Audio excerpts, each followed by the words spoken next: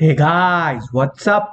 कैसे हैं आप लोग? आई होप आप सभी लोग बहुत अच्छा कर रहे होगे अपनी लाइफ में और आपकी प्रिपरेशंस तो ज़बरदस्त चल ही रही होगी। ठीक है, तो लास्ट वीडियो में मैंने इनऑर्गेनिक केमिस्ट्री का क्विक रिवीजन सीरीज जो अपना सीरीज चल रहा था उसी का फोर्थ वीडियो मैंने अपलोड कर दिया था।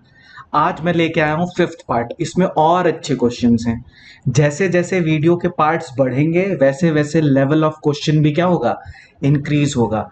और जो भी ये वीडियो देख रहा है, अगर उसको लगता है कि उसको सारी चीजें आ रही हैं, तो पहले वो क्या करे कि पहले वो जब भी क्वेश्चन आए पहले खुद से सॉल्व करे और उसके बाद वो क्या करे, आंसर मैच करे। अगर आपके मोर देन 60% नंबर आ रहे हैं, मोर देन 60%, मतलब 20 में से अगर आपके 12 क्वेश्चंस तक सही हैं तो आपकी प्रिपरेशन ठीक चल रही है। ठीक है, और जिसके 20 में से 14 question to 18 question, 14 to 16 question सही हैं, उनकी इनऑर्गेनिक बहुत अच्छी है। ठीक है, तो अगर किसी को लगता है कि उसको अपने आप को टेस्ट करना है तो पहले वो क्वेश्चंस को रोके, पहले खुद से आंसर करे और उसके बाद मेरे आंसर से मैच कराए और फिर सॉल्यूशन को देखे। तो 60% तो आपको स्कोर करना ही है। जो भी लोग 60% स्कोर करेंगे वो प्लीज कमेंट सेक्शन में बताएं कि उन्होंने 60% स्कोर किया है। और जिनका जितने भी परसेंट आ रहे हैं क्वेश्चंस वो मुझे बताएं, तो फिर मैं बताऊंगा कि कैसे इंप्रूव करना है। ठीक है, दूसरी चीज, एनसीईआरटी को साथ में सप्लीमेंट करो इनऑर्गेनिक पढ़ते समय। ठीक है, तो ये है इनऑर्गेनिक केमिस्ट्री का इंपॉर्टेंट क्वेश्चंस का पार्ट 5। पक्के क्वेश्चंस आएंगे जेई मेंस और नीट में, ये मेरी गारंटी है। मेरा नाम है सौरभ श्रीवास्तव।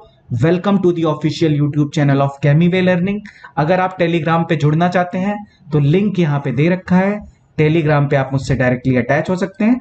वहां पे भी हम क्वेश्चंस क्या कर सकते हैं, डिस्कस कर सकते हैं। ठीक है, आज का वीडियो शुरू करते हैं बिना किसी देरी के। ठीक है, next let's start first question. देखो क्या बोला है। क्वेश्चन फर्स्ट बोला है the correct formula of the borax is. तो सबको ही पता है, ये तो सबको ही आता है, पर देखना क्या गलती होती है। बोरेक्स का फॉर्मूला सबको पता है, क्या होता है? बोरेक्स का फॉर्मूला होता है Na2B4O7.10H2O। पर यहाँ तो ऐसा कोई फॉर्मूला दिया नहीं है, तो तुम्हें पता होना चाहिए कि Na2B4O7 जो है ये टेट्रा न्यूक्लियर यूनिट्स होती हैं इसके पास। क्या होती हैं? Tetra nuclear units. और वो कैसी होती हैं? देखो ऐसी होती है B4O5OH4-2। This is tetra nuclear units जो कि प्रेजेंट होती हैं किसमें? बोरेक्स में। And the correct formula of borax is Na2 Na2B4O5OH4.8H2। This is the correct formula of borax. अभी मैं इसका स्ट्रक्चर भी बता देता हूं कैसा होता है। ठीक है, तो यहां तक आप देख लो, मैं इसका स्ट्रक्चर बता देता हूं। ठीक है, चलो स्ट्रक्चर यार बहुत इजी है। ठीक है, देख लो, अभी मैं बता देता हूं कैसा होगा। ठीक है, और इससे तुम्हारे बहुत सारे क्वेश्चन सॉल्व भी हो जाएंगे। चलो स्ट्रक्चर देखो ऐसा होता है। बी टेट्रा न्यूक्लियर है ना, B O B B O B B. एक और ऑक्सीजन अटैच हो गया। अब देखो 4 OH ग्रुप हैं, तो OH OH OH OH। अब मेरी एक बात बताओ, बोरॉन 3 बॉन्ड बनाएगा तो उस पर कोई चार्ज नहीं आएगा, पर जब बोरॉन 4 बॉन्ड बनाएगा तो उस पर कौन सा चार्ज आएगा? Negative charge. This is negatively charge. अब इन दोनों को बैलेंस करने के लिए बाहर क्या होगा? यहाँ पे बैलेंस करने के लिए यहाँ पे होगा 2Na+ और यहाँ पे होगा .8H2O। So this is the exact formula of borax. This is exact formula of borax. चलो नेक्स्ट क्वेश्चन करते हैं। नेक्स्ट क्वेश्चन बहुत अच्छा है। Ge+2 compound are powerful reducing agent, whereas Pb+4 compounds are strong oxidants. It can be due to। अच्छा question है पर मुझे तुम्हें समझाना पड़ेगा। देखो सॉल्यूशन देखो, पहला पॉइंट समझो क्या बोल रहा है कि Ge+2 जो है वो है तुम्हारा रिड्यूसिंग एजेंट। तो रिड्यूस करेगा तो खुद को क्या करेगा? ऑक्सीडाइज करेगा। तो ये हो जाएगा Ge+4+2 इलेक्ट्रॉन, तो ये दोनों इलेक्ट्रॉन जाके क्या कर देंगे? रिड्यूस कर देंगे। याद मत करना कुछ भी। नेक्स्ट पॉइंट क्या बोल रहा है कि जो Pb+4 है वो क्या है? ऑक्सीडाइजिंग एजेंट है। ऑक्सीडाइजिंग एजेंट है तो ये क्या करेगा कि ये सामने वाले को ऑक्सीडाइज करेगा, तो खुद को क्या करेगा? रिड्यूस करेगा। तो खुद क्या करेगा? 2 इलेक्ट्रॉन गेन करके Pb+2 में कन्वर्ट हो जाएगा। अब मुझे एक बात बताओ कि डाउन दी ग्रुप जाने पे क्या होता है? लोअर ऑक्सीडेशन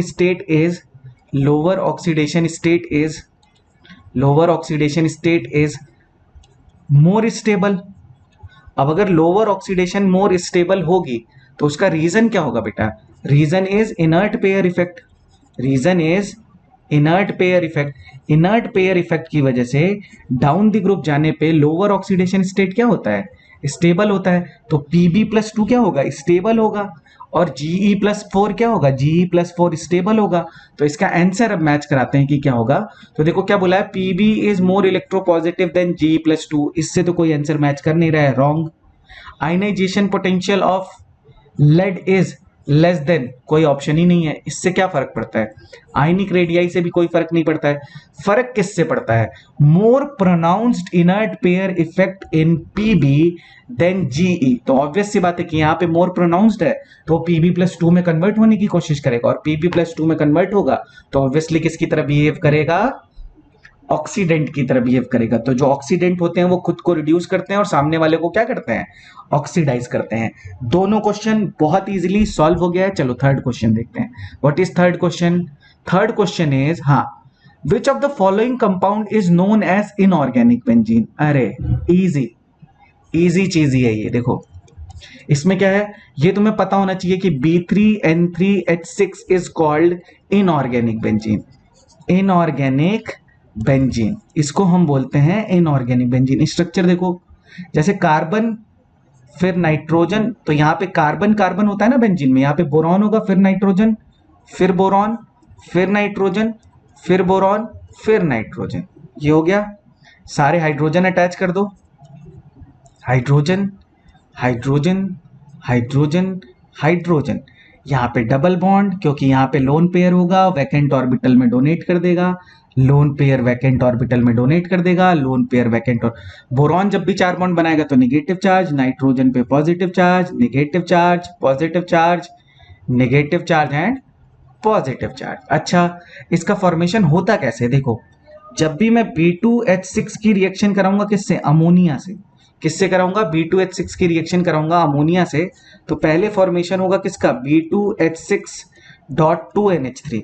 और ये ऐसे एग्जिस्ट भी नहीं करता है, ये आयनिक फॉर्म में एग्जिस्ट करता है।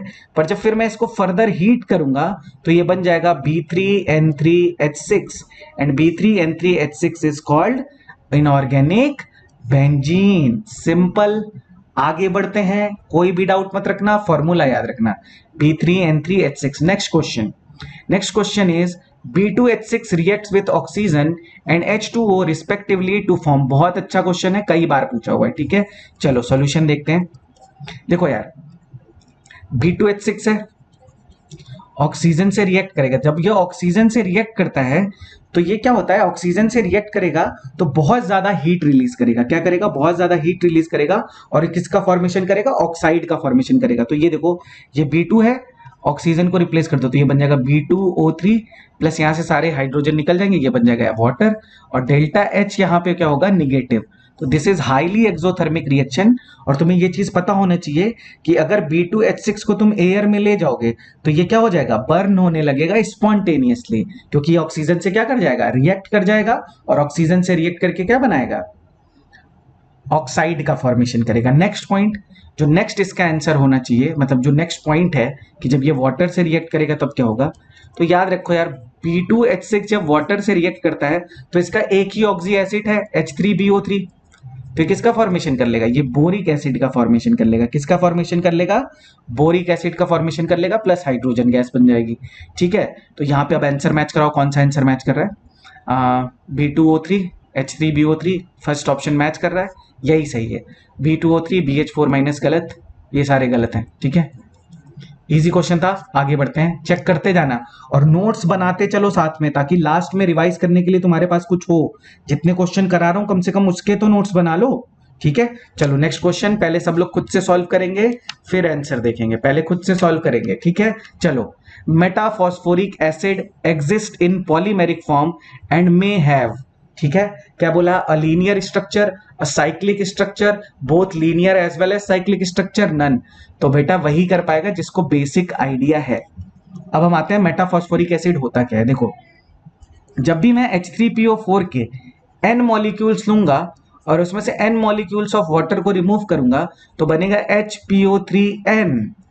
इसको हम बोलते हैं पॉलीमेटाफॉस्फोरिक एसिड, पॉलीमेटाफॉस्फोरिक फॉस्फोरिक एसिड, सिंपल। और अगर तुम्हें पता हो तो इसका स्ट्रक्चर कैसा होता है, लीनियर। इसका स्ट्रक्चर कैसा होता है, लीनियर स्ट्रक्चर होता है।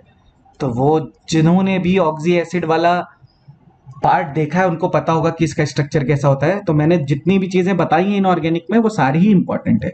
ये देखो, ये ऑक्सीजन होगा, ये ऐसे आगे जाएगा, यहाँ पे जो ऑक्सीजन होगा, तो ये पॉलीमेरिक फॉर्म है ना, और ये लीनियर है। तो पहला पॉइंट तो क्या हो गया कि लीनियर हो सकता है। पर अगर मैं H3PO4 के 3 मॉलिक्यूल्स लूं और उसमें से वाटर रिमूव करूं, 3 वाटर रिमूव कर दो मान लो, ठीक है, तो क्या बन जाएगा HPO3 इससे बनता है साइक्लिक ट्राईमेटाफॉस्फोरिक एसिड। क्या बन जाता है, cyclic trimetaphosphoric acid, phosphoric acid. Structure मैं बना के बताता हूँ, ऊपर वाला पार्ट रिमूव कर रहा हूँ। सब लोग स्क्रीनशॉट ले लेना, अपने नोट्स बनाते रहो। नोट्स नहीं बनाओगे तो बाद में तुम्हें बेटा रोना पड़ेगा। मैं चाहता तो नहीं हूँ कि तुम्हें रोना पड़े, पर जो नोट्स बनाते हैं वो बाद में बहुत खुश रहते हैं, ठीक है। तो नोट्स जरूर बनाओ।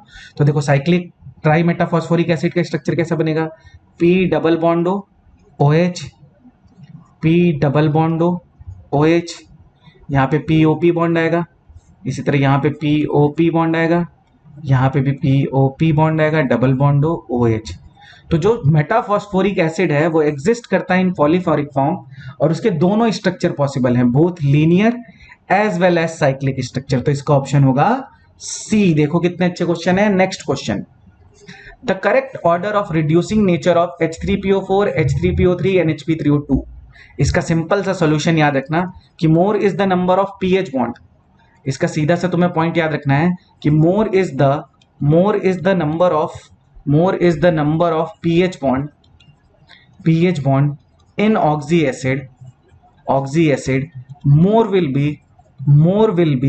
more will be reducing power। और ऑब्वियस सी बात है, जो हायर ऑक्सीडेशन स्टेट में होगा वो तो ऑक्सीडाइजिंग एजेंट की तरह बिहेव करेगा ना। तो जो लोअर ऑक्सीडेशन स्टेट में होगा वो किसकी तरह बिहेव करेगा, रिड्यूसिंग एजेंट की तरह। तो ये देखो, H3PO2 कितने पीएच बॉन्ड है, 2 पीएच बॉन्ड है, तो इसका रिड्यूसिंग पावर सबसे ज्यादा। फिर OH इसका फिर सेकेंड नंबर, और सबसे लास्ट में H3PO4। और H3PO4 देखो +5 ऑक्सीडेशन स्टेट में है। तो ऑब्वियस सी बात है, जो अपनी मैक्सिमम ऑक्सीडेशन स्टेट में है वो किसकी तरह बिहेव करेगा बेटा, वो ऑब्वियस सी बात है किसकी तरह बिहेव करेगा, ऑक्सीडाइजिंग एजेंट की तरह बिहेव करेगा। और जो अपनी लोअर ऑक्सीडेशन स्टेट में होगा वो किसकी तरह बिहेव करेगा, वो बिहेव करेगा रिड्यूसिंग एजेंट की तरह। आई होप यहां तक सबको बात समझ में आ गई होगी। नेक्स्ट क्वेश्चन, हाँ, very good question. Which of the following statement is incorrect for group 15 elements. ठीक है, तो पहला पॉइंट क्या बोल रहा है, metallic character increases down the group with decrease in ionisation enthalpy and increase in atomic size. Correct है ये।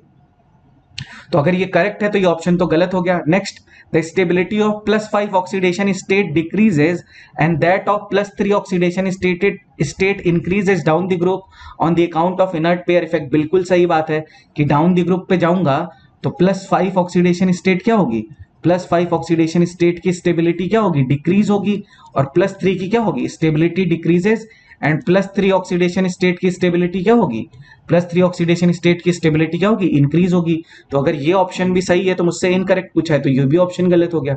नेक्स्ट देखो, the tendency to undergo -3 oxidation state decreases down the group due to increase in size and metallic character. Obvious सी बात है कि down the group जाने पे क्या होगा, -3 ऑक्सीडेशन स्टेट क्या होगा, डिक्रीज होगा। -3 ऑक्सीडेशन स्टेट क्या होगा, डिक्रीज होगा, क्योंकि मेटेलिक कैरेक्टर जैसे जैसे इंक्रीज करेगा तो वो इलेक्ट्रॉन गेन नहीं कर पाएगा, इलेक्ट्रॉन गेन नहीं करेगा तो वो -3 ऑक्सीडेशन स्टेट में होगा। लास्ट है और बहुत इंपॉर्टेंट है कि in case of phosphorus compound having +4 oxidation state disproportionate into +5 and +3। Actually में जो फॉस्फोरस डिसप्रपोर्शनेशन शो करता है वो शो करता है +5 में एंड -3 में। तो यही ऑप्शन मेरा क्या है, यही ऑप्शन मेरा इनकरेक्ट है, यही ऑप्शन मेरा इनकरेक्ट है। तो यही मेरा ऑप्शन इनकरेक्ट है, तो ये ऑप्शन क्या हो गया, इनकरेक्ट पूछा था, तो यही मेरा सही हो गया। नेक्स्ट क्वेश्चन, पूछा which of the following oxide is most acidic. अच्छा, एसिडिक क्या होते हैं? जो नॉन मेटेलिक ऑक्साइड्स होते हैं, non metallic oxides are acidic in nature. Non-metallic oxides are acidic in nature and metallic oxides are basic in nature. Metallic oxides are basic in nature. जिनको नहीं पता है वो नोट भी करते चलेंगे। देखो, जैसे जैसे more is the non metallic character, more will be the. अच्छा, इसको कैसे पता कि नॉन मेटेलिक ऑक्साइड्स एसिडिक होते हैं नेचर में? तो ध्यान से देखो, जब N2O5 में वाटर ऐड करूंगा तो देखो ये +5 ऑक्सीडेशन स्टेट में है, तो ऑक्सी एसिड जो बनेगा वो भी क्या बनेगा? +5 ऑक्सीडेशन स्टेट का। And HNO3 is acid. तो इससे ये बात क्लियर हो गई ना कि N2O5 is acidic in nature. इसी तरह अगर मैं P2O5 में वाटर ऐड करूंगा तो ये बन जाएगा H3PO4, क्योंकि ये है +5 ऑक्सीडेशन स्टेट में। तो ये भी ऑक्सी एसिड किस ऑक्सीडेट स्टेट का बनेगा? ये भी बनेगा +5 का। तो एक बात तो क्लियर है कि ये एसिड्स का फॉर्मेशन कर रहे हैं। तो non metallic oxides are acidic in nature.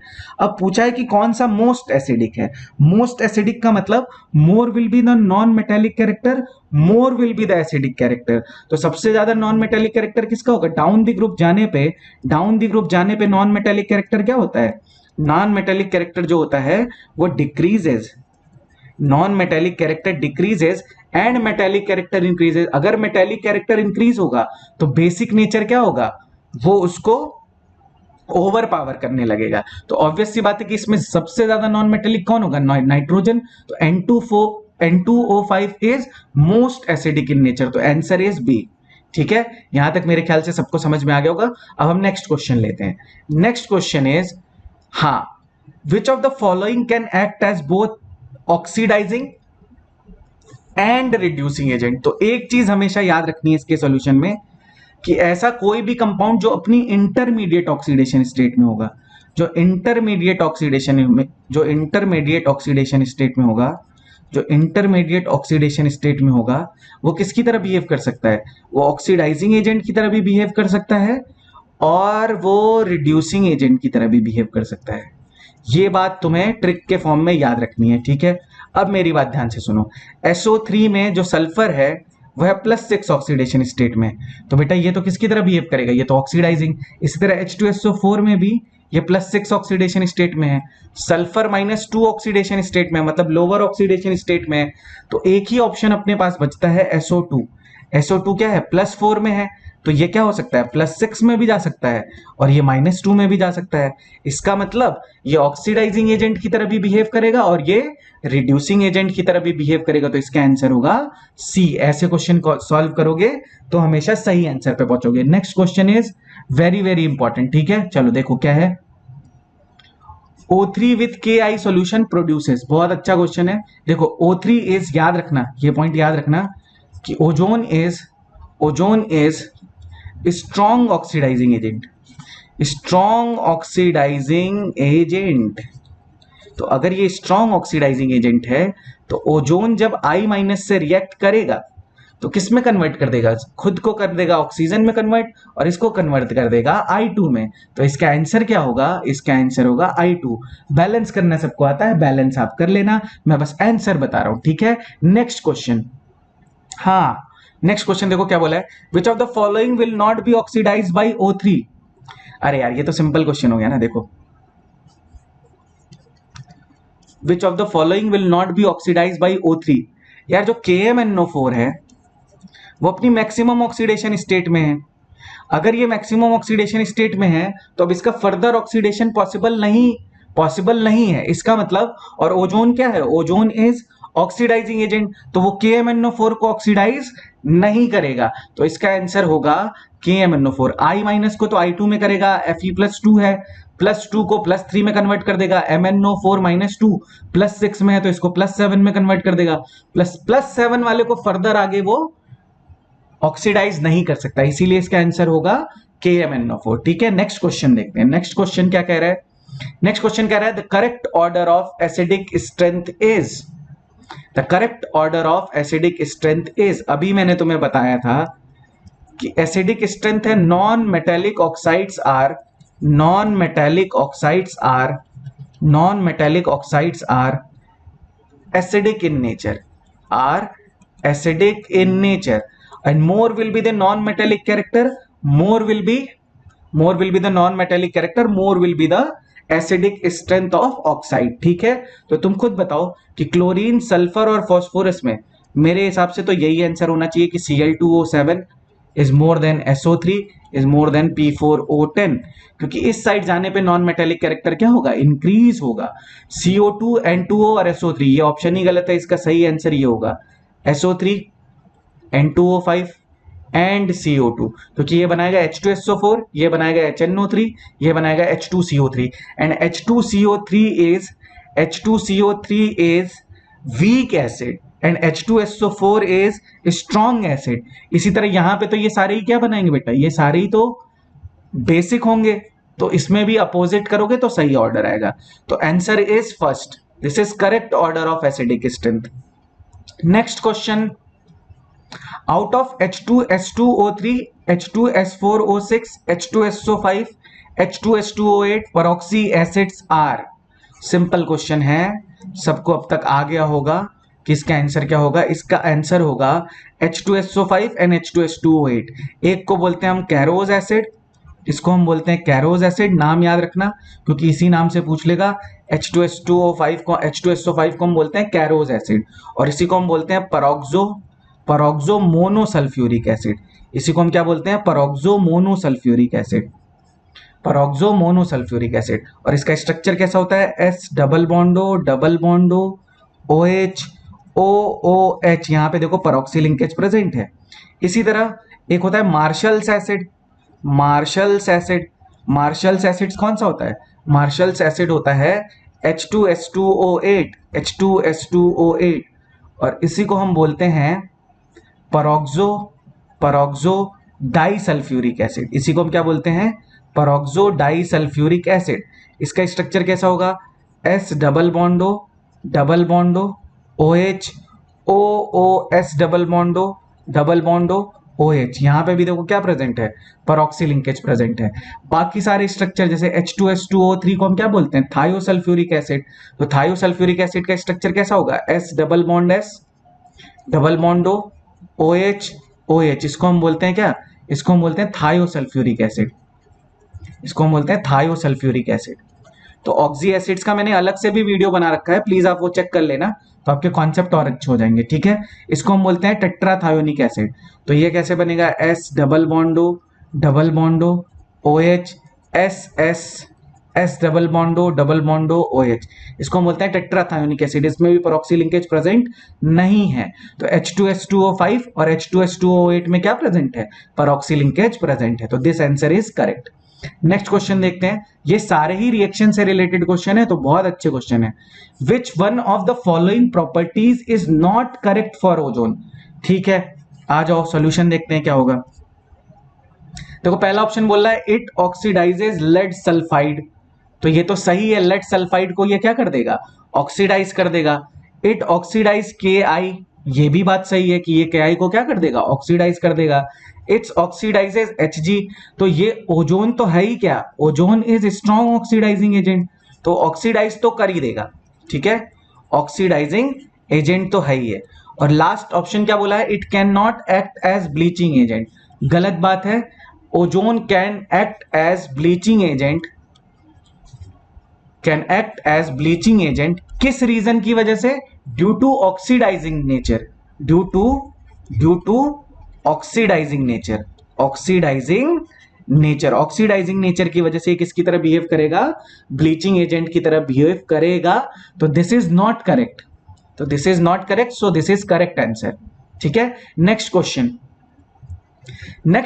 बहुत अच्छा, और ये कई बार पूछा है कि white phosphorus on reaction with NaOH give PH3 as one of the product. जो नेक्स्ट प्रोडक्ट है वो बताया नहीं है।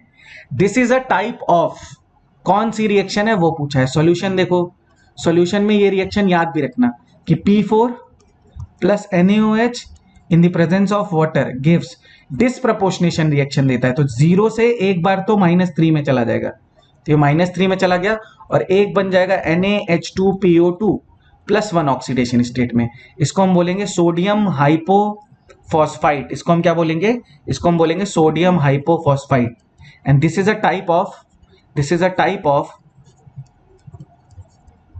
Type of disproportionation reaction. क्यों? क्योंकि एक बार हुआ है इसका रिडक्शन और एक बार हुआ है इसका ऑक्सीडेशन। और जब सेम कंपाउंड का ऑक्सीडेशन भी होता है और सेम कंपाउंड का रिडक्शन होता है तो उस रिएक्शन को हम बोलते हैं disproportionation reaction. So the answer is B. Next question, hydrogen peroxide in its reaction with KiO4 and NH2OH respectively is acting as। तो एक चीज तो मैंने तुम्हें पहले भी बताई थी कि जो अपनी इंटरमीडिएट ऑक्सीडेशन स्टेट में होते हैं वो ऑक्सीडाइजिंग एजेंट की तरह भी बिहेव करते हैं और वो किसकी तरह बिहेव करते हैं, रिड्यूसिंग एजेंट की तरह भी बिहेव करते हैं। अब मेरी बात ध्यान से सुनो, KiO4 आयोडीन अपनी मैक्सिमम ऑक्सीडेशन स्टेट में है, तो ऑब्वियस सी बात है कि ये किसकी तरह बिहेव करेगा, ऑक्सीडाइजिंग एजेंट की तरह। तो H2O2 किसकी तरह बिहेव करेगा, रिड्यूसिंग एजेंट की तरह। तो ये रिड्यूसिंग एजेंट की तरह बिहेव करेगा तो इसको कन्वर्ट कर देगा KiO3 प्लस, खुद कन्वर्ट हो जाएगा ऑक्सीजन में। तो +7 से इसको किस में कन्वर्ट कर दिया, +5 में। तो ऑब्वियस सी बात है ना कि KiO4 अपनी मैक्सिमम ऑक्सीडेशन स्टेट में है, तो अब उससे ज्यादा आगे नहीं जा सकता। तो H2O2 किसकी तरह बिहेव करने लगेगा, रिड्यूसिंग एजेंट की तरह। तो देखो कहां कहां रिड्यूसिंग एजेंट है, ए ऑप्शन हो सकता है और बी ऑप्शन हो सकता है। ये दोनों ऑप्शन तो गलत हो गए। अब देखो यहाँ पे रिड्यूसिंग एजेंट है, ऑक्सीडाइजिंग एजेंट है, रिड्यूसिंग एजेंट है, रिड्यूसिंग एजेंट है। अब नेक्स्ट वाला ऑप्शन देख लेते हैं कि जो NH2OH है वो -1 ऑक्सीडेशन स्टेट में प्रेजेंट है। तो ऑब्वियस सी बात है ये इसको क्या कर देगा, ये इसको हाइयर ऑक्सीडेशन स्टेट में भेजेगा, तो इसको कन्वर्ट कर देगा HNO3 में, मतलब +5 में। तो यहां पे H2O2 किसकी तरह बिहेव किया, ऑक्सीडाइजिंग एजेंट की तरह, और यहां पे किसकी तरह बिहेव किया, रिड्यूसिंग एजेंट की तरह। और ये कन्वर्ट हो जाएगा इसमें, प्लस इसमें फॉर्मेशन होगा वाटर का, क्योंकि ऑक्सीजन का तो ऑक्सीडेशन स्टेट क्या होना चाहिए, ऑक्सीजन का तो ऑक्सीडेशन स्टेट क्या होना चाहिए, डिक्रीज होना चाहिए। तो -1 से -2 तो बैलेंस करोगे तो वाटर आ जाएगा, ठीक है।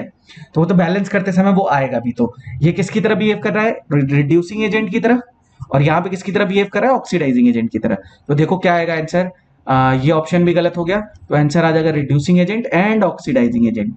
और मैंने तुम्हें एक बात बताई भी है कि H2O2 अपनी इंटरमीडिएट ऑक्सीडेशन स्टेट में है, तो ऑक्सीडाइजिंग एजेंट की तरह भी बिहेव कर सकता है और रिड्यूसिंग एजेंट की तरह भी बिहेव कर सकता है। नेक्स्ट क्वेश्चन देखो क्या बोला है, F2 is stronger oxidising agent than Cl2 in aqueous solution, this is attributed to many factor except.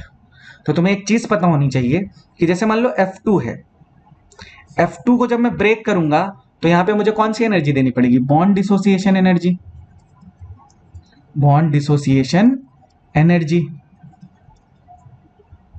तो अगर मैं इसके हाफ मोल्स ले लूं तो यहां पे बन जाएगा फ्लोरीन। फ्लोरीन जब इलेक्ट्रॉन को गेन करेगा तो उसमें कौन सी एनर्जी इन्वॉल्व होगी, इलेक्ट्रॉन गेन इंथैल्पी, या उसी को हम क्या बोलेंगे, उसी को हम बोलेंगे इलेक्ट्रॉन एफिनिटी। और जब फिर F माइनस जो है वो वाटर के साथ यहां पे क्या होगा, यहां पे आएगी हाइड्रेशन एनर्जी, यहां पे क्या आ जाएगी, यहां पे आ जाएगी हाइड्रेशन एनर्जी। तब ये क्या बन जाएगा, तब ये बन जाएगा F minus, this is aqueous. क्यों, क्योंकि यहां पे हाइड्रेशन हो गया इसका। This is in gaseous phase, this is in gaseous phase and this is also in gaseous phase. तो कौन कौन सी एनर्जी इन्वॉल्व हो रही है, बॉन्ड डिसोसिएशन एनर्जी इन्वॉल्व हो रही है, इलेक्ट्रॉन गेन इंथैल्पी हो रही है, या इसी को हम लोग इलेक्ट्रॉन एफिनिटी भी बोलते हैं, बस दोनों का साइन अलग अलग हो जाएगा, ठीक है। और कौन सी एनर्जी हो रही है, हीट ऑफ हाइड्रेशन भी हो रही है, मतलब हाइड्रेशन एनर्जी भी इन्वॉल्व हो रही है, पर आयनाइजेशन पोटेंशियल इन्वॉल्व नहीं हो रहा है। तो this is attributed to many factor except ionisation potential. So the answer is ionisation potential. Next question, ClO3 is the mixed anhydride of. अच्छा ये चीज समझो कैसे होता है, इसका सॉल्यूशन देखो, इसके सॉल्यूशन में क्या याद रखना है कि देखो ClO3 पे +6 ऑक्सीडेशन स्टेट है और +6 ऑक्सीडेशन स्टेट का कोई भी ऑक्सी एसिड नहीं होता है। तो इससे एक बड़ा ऑक्सी एसिड बना दो तो वो बन जाएगा HClO3, मतलब +5 वाला, और एक छोटा ऑक्सीडेशन स्टेट का ऑक्सी एसिड बना दो और एक बड़े ऑक्सीडेशन स्टेट का, तो ये आ जाएगा +7। इन दोनों का ही ये क्या होगा, मिक्स्ड एनहाइड्राइड। तो इसका आंसर होगा, इसी तरह देखो जैसे मान लो अगर मैं बोलूं कि Cl2O7, तो इसमें ऑक्सीडेशन स्टेट आएगा क्या, +7। तो ये किसका एनाइड्राइड होगा? ये हो जाएगा HClO4 का एनाइड्राइड, क्योंकि इसका ऑक्सीडेशन स्टेट क्या होता है? +7।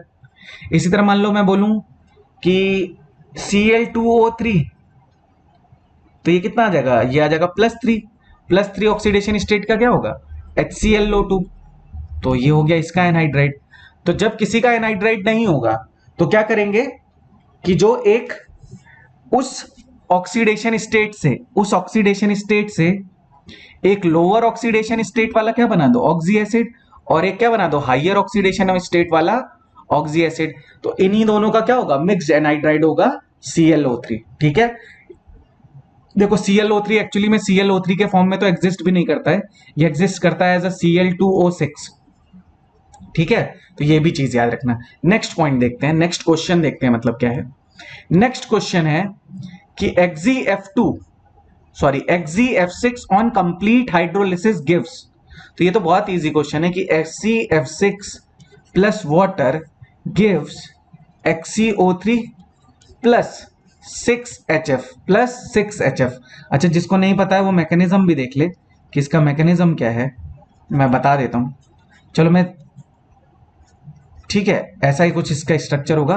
देखो सबसे पहले इस पे वाटर अटैक करेगा, एक लीविंग ग्रुप यहां से रिलीज हो जाएगा। तो फर्स्ट स्टेप में देखो ये बनेगा XeOH, F लोन पेयर यहां पे है, उस पर ज्यादा फोकस मत करना, फ्लोरीन फ्लोरीन फ्लोरीन फ्लोरीन। फिर जब ये ऑक्सीजन अपने इलेक्ट्रॉन यहाँ पे वापस भेजेगा तो एक और लिविंग ग्रुप निकल जाएगा। तो ये बन जाएगा देखो ऐसे, Xe डबल बॉन्डो लिविंग ग्रुप और 4 फ्लोरीन। अब इसके बाद 2 बार और वाटर का अटैक होगा और सारे क्या हो जाएंगे? फ्लोरीन रिमूव हो जाएंगे और ये बन जाएगा XeO3। तो XeO3 का फॉर्मेशन होता है यहाँ पे और HF का फॉर्मेशन होता है। तो कंप्लीट हाइड्रोलिसिस होगी तो किसका फॉर्मेशन होगा? कंप्लीट हाइड्रोलिसिस होगी तो XeO3 का फॉर्मेशन होगा। तो correct answer is XeO3। Next question is XeF2 reacts with PF5 to give. अच्छा, एक चीज तुम्हें पता होनी चाहिए कि जो XeF2 होता है या XeF6 होता है या XeF4 होता है, they are strong fluorinating agent की तरह ये क्या करते हैं? बिहेव करते हैं। Strong fluorinating agent. और अगर कोई ऐसा ग्रुप आ जाए जो फ्लोरीन लेना पसंद करता है, जैसे ये फ्लोरीन लेना पसंद करता है, तो जैसे XeF2 प्लस PF5, तो ये अपना फ्लोरीन इसको डोनेट कर देगा, तो ये तो कैटायन बन जाएगा और ये एनायन बन जाएगा। तो ये बन जाएगा XeF positive plus PF6 negative. Answer match कर लो, कोई आंसर मैच कर रहा है? So the correct option is B. ठीक है, आई होप आज का वीडियो आप सभी लोगों को पसंद आया होगा। आज का वीडियो फिनिश करने के बाद तुम्हारे इनऑर्गेनिक केमिस्ट्री के 100 क्वेश्चन हो जाएंगे। तो प्लीज रिक्वेस्ट है कि नोट्स बनाते चलो और लास्ट टाइम में इन्हीं नोट्स को क्या कर लेना? रिवाइज कर लेना, जो इनऑर्गेनिक से डरते हैं। बाकी जिसको आता है तो बहुत अच्छी बात है, अगर तुम्हें आता है तो फिर तो कोई बात ही नहीं है, पर फिर भी अपने आप को टेस्ट करते रहो, जो मैंने बोला है वो करते रहो। ठीक है, आज का वीडियो बेटा मैं यहीं पे फिनिश करता हूं। हो सकता है आज ही मैं इसका 6th पार्ट भी डाल दूं यूट्यूब पे। ठीक है, तो टोटल 120 to 140 क्वेश्चंस हो जाएंगे तुम्हारे पास। ठीक है, आई होप ये वीडियो सबको पसंद आया होगा। अगर पसंद आया है तो प्लीज शेयर करो, चैनल को सब्सक्राइब करो। Thank you so much for all the love and appreciation. Signing off, bye bye, thank you so much.